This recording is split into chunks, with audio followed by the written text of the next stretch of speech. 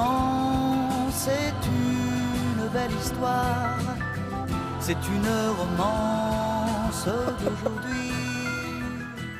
Frédéric Zetoun qui s'intéresse à tous ces gens-là et qui en connaît certains d'ailleurs, va vous parler de cet agent artistique. Alors, habituellement, c'est un compositeur ou un auteur qui écrit, l'autre compose. Bon, ils sont dans là, c'est autre chose. Là, c'est agent artistique et littéraire. Agent artistique, on connaît un impresario d'acteur. On sait ce que c'est. Lui, il a inventé un nouveau métier. À l'aube des années 1990, il est revenu des États-Unis avec un métier qui n'existait pas en France. Il s'appelle François Samuelson, agent artistique et littéraire.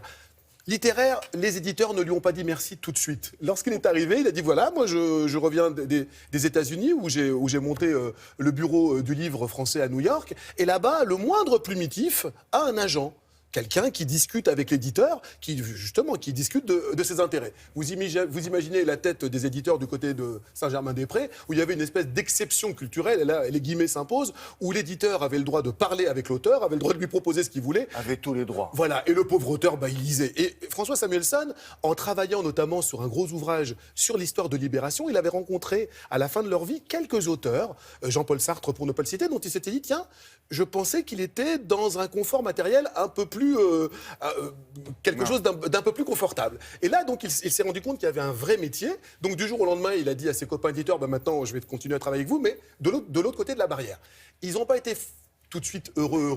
Est-ce que dans ses écuries, dans son écurie, il y a des auteurs dont on peut dire, là vraiment, il a bien défendu leurs intérêts, ils ont été bien payés. Michel Houellebecq, à qui il a fait négocier un contrat, notamment pour les droits d'adaptation de ses livres, un contrat avec une somme d'argent que Michel Houellebecq n'avait jamais eu de toute sa vie, qu'il n'aurait jamais eu sans François Samuelson. Il a trouvé ça honteux, sûrement, il a pris le chèque quand même, il a trouvé ça honteux. Alors, je vous propose de le découvrir. C'est quelqu'un qui a une réputation de franc-parler. Il a quelques phrases que Michel Audiard n'aurait pas reniées. En matière d'affaires, je saute les akouskis pour aller directement au plat de résistance. Vous voyez, il a une réputation un petit peu comme ça de bûcheron. Finalement, il est absolument charmant, et puis quand on sait lui parler, il répond. On y va. Depuis quelques 30 ans, les plus grands auteurs, les plus grands acteurs, les plus grandes actrices lui font confiance. La preuve, toutes ces stars sont prêtes à lui reverser 10% de leur cachet. 10%, c'est invariable ? Invariable, je regrette d'ailleurs. Je préférais que ça passe à 20. C'est un beau roman, c'est une belle histoire. Françoise Samuelson, vous êtes agent artistique et littéraire. Agent artistique, on connaît. Agent littéraire, vous avez importé ce métier en France. Oui, je l'ai importé. Alors, je prétends pas être un grand novateur. C'est un peu le fil à couper le beurre. C'est-à-dire que les hasards de la vie, un jour, m'ont amené à New York et j'ai découvert ce métier en voulant rencontrer Truman Capote pour une interview que je devais faire pour l'Observateur. Et c'est ainsi que j'ai découvert qu'il y avait un gars qui, dans le circuit, défendait les écrivains. Vous dites, mon métier, c'est de transformer de l'encre en or. Elle est jolie, cette formule. Oui, j'aime bien cette expression. C'est la réalité, c'est-à-dire que nous savons, vous, moi, qu'on est toujours les pires défenseurs de soi-même, donc c'est toujours plus facile de défendre les autres. Dans cette défense que vous avez voulu prendre des auteurs, vous pensiez vraiment qu'avant, ils étaient un petit peu spoliés ? Il se trouve qu'à la fin de sa vie, j'avais fait des entretiens avec Jean-Paul Sartre. Et je veux dire, Jean-Paul Sartre vivait dans un 2 pièces d'un immeuble moderne pourrave face à la gare de chemin de fer de Montparnasse. Je vous laisse apprécier. D'où vous vient cette réputation de mec rugueux ? Le monde de l'édition, quand je l'ai connu à mes débuts, était assez hypocrite.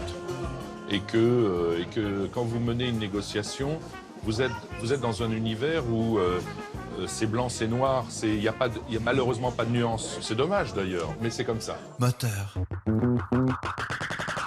Mais François Samuelson n'est pas qu'un empêcheur de signer en rond. C'est aussi l'un des agents les plus primés. Qu'est-ce qu'on ressent quand on est assis dans la salle et qu'on voit l'actrice pour laquelle on s'est battu depuis tant d'années monter sur scène et recevoir un Oscar? Ça fait un frisson dans la colonne vertébrale. Ça, c'est... Surtout quand la dernière, c'était Simone Signoret, 35 ans plus tôt. I'm so amazed. Autre frisson, résultat du prix Goncourt 2010, et Michel Houellebecq. Une foule exceptionnelle l'attend. Photographes, caméramens, journalistes et curieux se bousculent. Tout d'un coup, la rumeur se répand et on entend un espèce de ouais comme si c'était la victoire de l'équipe de France. Bon, c'est vrai que c'est des moments qui sont assez émouvants, disons. Ce qui me rend le plus fier finalement, c'est qu'un certain nombre de talents, et pas seulement des écrivains, mais des grands metteurs en scène comme Michael Haneke, Abderrahmane Sissako, Olivier Assayas, Claire Denis, je ne peux pas tous les citer, me font confiance depuis de nombreuses années. Alors le but du jeu, quand on est un jeune réalisateur, on se dit, il va peut-être m'aider, il va me faire rencontrer des gens qu'il faut ou pas. Il peut refuser en disant, oui, écoute mon petit gars.